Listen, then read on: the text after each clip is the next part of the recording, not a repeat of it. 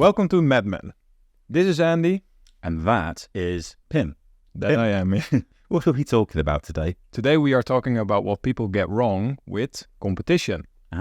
Yes. And that is kind of the first thing, isn't it? Talking about competition. It is, yeah. The thing that people get wrong. You don't want to do that. You don't want to talk about the competition. Why would you waste the precious airtime you have with your prospective customer by talking about something that is not you, A, and B, something that's, let's be clear, customers don't like it when you knock the competition. It doesn't help, talk right? about them. Even if the things that you are saying are true and validated and all that, it doesn't help you. It's like one step forward, two steps back. You end up like at best, where you were, probably, particularly if your facts are incorrect, you end up worse off with less credibility and looking insecure to your customer. Spot on. And I think this is a very good segue into the thing that I'm thinking about next, which is thinking about competition just being your rival. Right. The rivalry solutions, the things that, the other brands that you always... The ones that are on the same quadrant. Yeah. You expect to see them in every sort of key deal and They're not your only competition, are they? No, that's very like one-dimensional kind of thinking in by way of thinking about competition, right? Yeah, because I think that in my career, the opportunity I've lost to them, the competition I've lost to the most. Let me guess. Well, not rivals. No. Self-builds? No.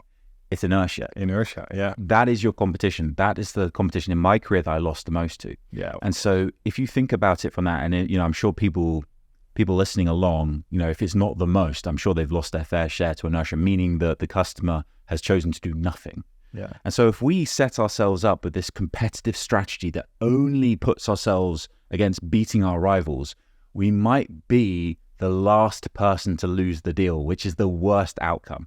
The best outcome is being the winner. The second best outcome is being the first person to lose. The worst outcome is being the last person to lose, meaning you beat your rivals off, they're out, and the customer carries on evaluating your solution and decides, we're going to stay as we are. Yeah. So you I think that there's like a very subtle difference there, because if you think about typical RFP and you're coming out as second, scoring against the criteria and the way that the customer set up the RFP, coming second isn't great, right? And so the first loser doesn't mean coming second at the end of the race. The first to lose is being the first one out of there, so you get back the time and the resources that you would have otherwise put there. Yep. And you can spend that elsewhere as well, like a better place to double down on. Yeah. So we've got competition isn't just your rivals. It can also be inertia. But it can also be companies building for themselves, especially nowadays with the toolkits you have, open source, the like AWS cloud, all these things. Organizations can, bring in technical resource to build their own solution. Not always, and of course, there's always the build versus buy debate, and it will always rage on.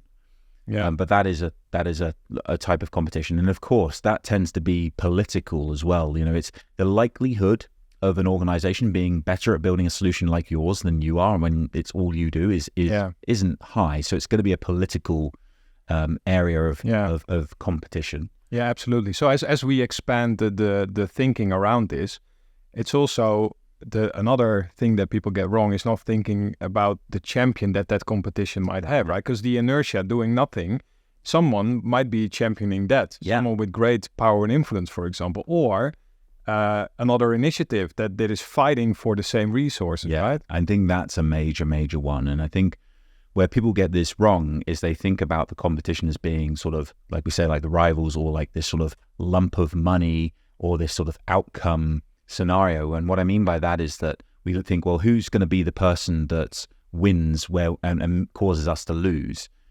But that is something you should consider, and that is an outcome situation.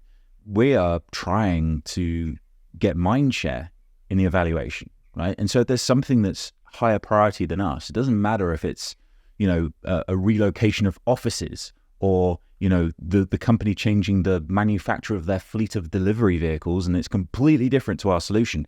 If that is higher on the priority list and it's getting more mind share of the people that are aligned to it, they still need a project manager for that project that might steal from our project. And the economic buyer is not wanting to take on too much risk at any one point, even if that risk is completely distributed across different departments, different solutions. That's what we've really got to consider with our competitive strategy. What are the things that can slow down or put our opportunity at risk? And class those things as competition, because the same strategy that you used to show that your solution is better than your rival solution, a better investment than your rival solution, will work for those investments too. Yeah, absolutely. Let's chin there. So, Pip. Cheers, Andy. Cheers, mate.